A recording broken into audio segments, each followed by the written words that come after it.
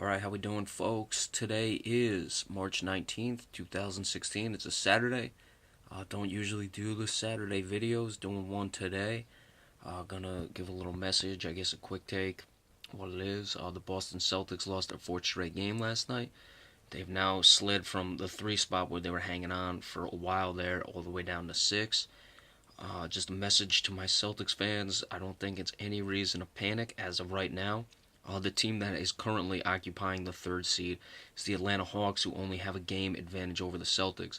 It required the Hawks winning their last four. They're on a four-game losing streak, and the Celtics losing their last four for that advantage to swell. You had, or for Atlanta to claim the third spot, that is. You had a couple teams that were bunched in there a bit. One team goes on a slide, one team goes on a streak. That happens. It just shows that the Celtics had, built up some equity to get that lead where they could go through a four-game slide and be in a position where they are only a game out. If you remember, they were 19-19 after a 1-6 game slide, and they responded by going 19-6. They got all the way up to 38-25, and now they've gone on this recent 1-5 stretch.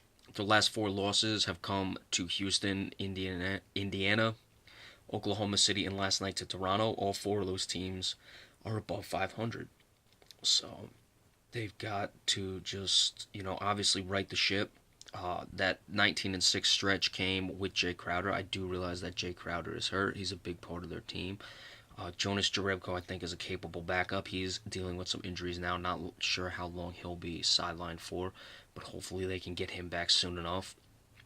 But if you look at it, if you're going to have a rough spot, obviously, you had one earlier in the season. You never like to have them, but I'd say if you're going to have one at any point post All-Star break, you want it to be right now. There's still 13 games left. You figure even if they muddle around for the next, 5, 6, maybe even 7, that would give them at least 5 or 6 games to really right the ship going into the playoffs. And then they're all ready to go in the playoffs. I still think they can get up to third seed.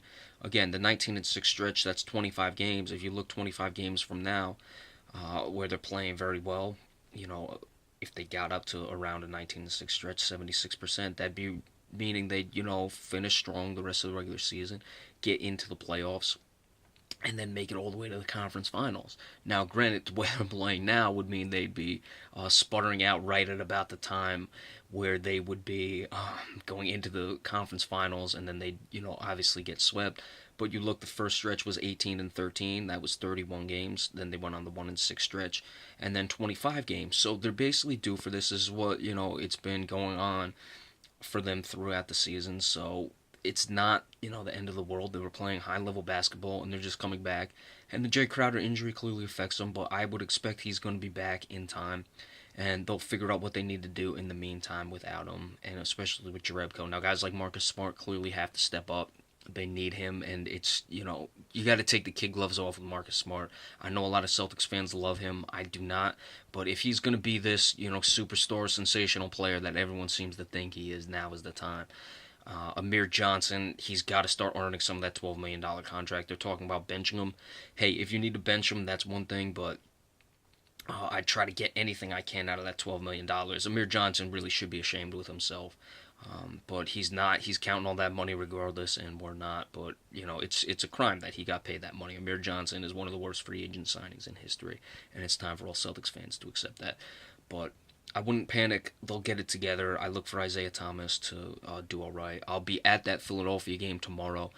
Typical get-well game. Now, if they lose that, now I might hit the panic button, but I don't expect them to lose that. I expect them to figure it out, get things going again, and be fine the rest of the regular season. They still have a game against Miami as well, and I'm sure they're playing some of the other teams that they're around. I just know for a fact they're playing Miami. Could probably check their schedule and see what they have. Actually, I will do that.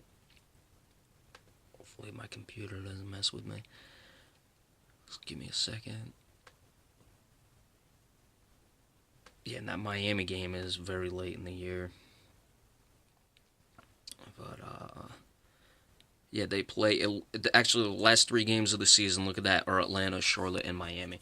So if they get right soon enough, stay within striking distance, they can clean that up right at the end of the year and still be right where they need to be and get up to the third seed.